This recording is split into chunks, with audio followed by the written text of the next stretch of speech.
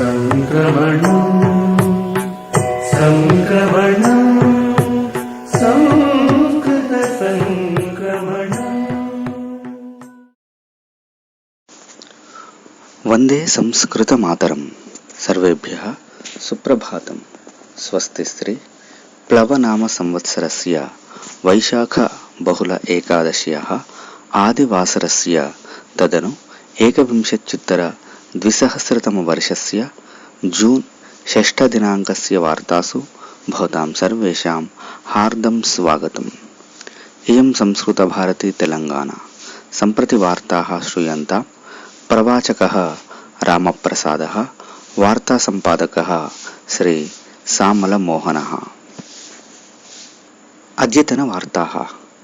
वार्धक्ये शरीरे SIRT6 नामकस्य protein सूक्ष्मांशस्य प्रसारं वर्धयित्वा मानवस्य आयुं 125-100 यावत् वर्धयितुं शक्यते इति रष्या देशस्य बार् इलान् विश्वविद्यालयस्य वैज्ञानिकाः प्रायः 200 मूषकेषु परिशोधनं कृत्वा उक्तवन्तः.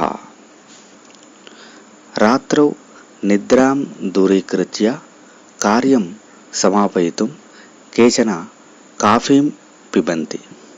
एवं काफीपानेन निद्रा दूरी भवति, किन्तु अल्पनिद्राकारणेन शरीरे मधुमेहरोगः, अधिकरक्तप्रबलता, हृद्रोगाः इत्यादयः अनेकाः अन्यसमस्याः आगच्छन्ति इति च अमेरिकायाः मिचिगान् स्टेट् विश्वविद्यालयस्य वैज्ञानिकाः परिशोधनं कृत्वा ह्यः सूचितवन्तः.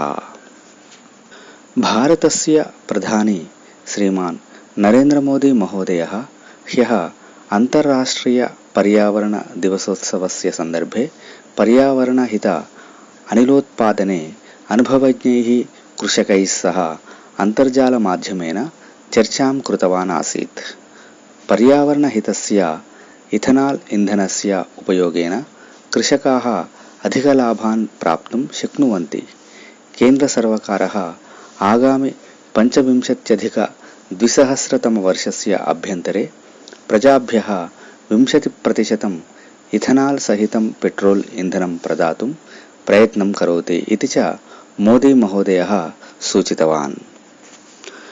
करोना कारणात् विद्यार्थिभ्यः अन्तर्जालीयकक्षाः प्रचलिते सति बहवः छात्राः अन्तर्जालव्ययं सोढुम् अशक्ताः, विद्यातः दूरीभवन्ति इति विचिन्त्य नवमुम्बै बृहन्नगरपालिका विनूतनपरियोजनाम् आरब्धवती. एतया विनूतनपरियोजनया सर्वकारीयपाठशालाछात्रेभ्यः अन्तर्जालव्ययार्थं प्रत्येकस्मै छात्राय प्रतिमासे 500 रूप्यकाणि प्रदातुं निर्णयं स्वीकृतवती. एतेन मुम्बैनगरे विद्यमानाः प्रायः 40,000 छात्राः लाभान्विताः भविष्यन्ति इति.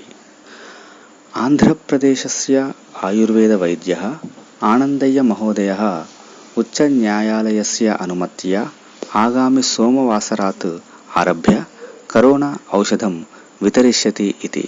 किन्तु वयं केवलं 500 रुग्णेभ्यः एव औषधं प्रदातुं शक्नुमः. यदि सर्वकारः सहकरिष्यति तर्हि अधिकेभ्यः औषधं प्रदातुं शक्ष्यामः इति च आनन्दय्य महोदयस्य सहचराः ह्यः उक्तवन्तः.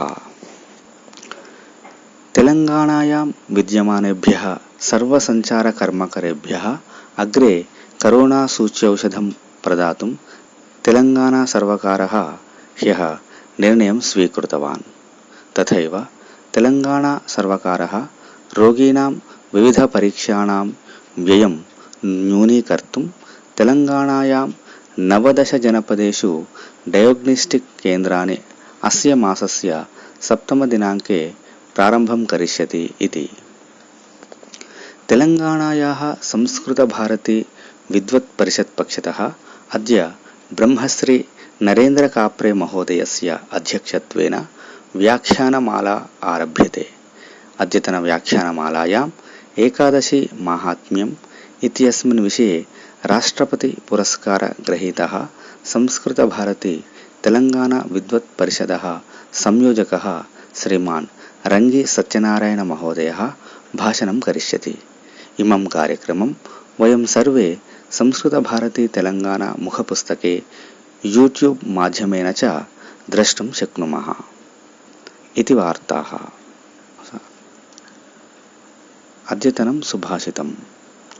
विद्या विनयसम्पन्ने ब्राह्मणे गविहस्तिनि शुनि चैव स्वपाके च पंडिताः समदर्शिनः। भावः: पंडिताः विद्याविनयसम्पन्ने पंडितब्राह्मणे धेनौ गजे शुनके चण्डाले च समदर्शिनः भवन्ति इति। अस्तु, श्वः प्रभाते नूतनवार्ताभिः सह पुनर्मेलिष्यामः। तावत्पर्यन्तं मङ्गलं भवतु। धन्यवादाः। भुवमवतीर्णा भगवद्भाषा इयं संस्कृतभाषा।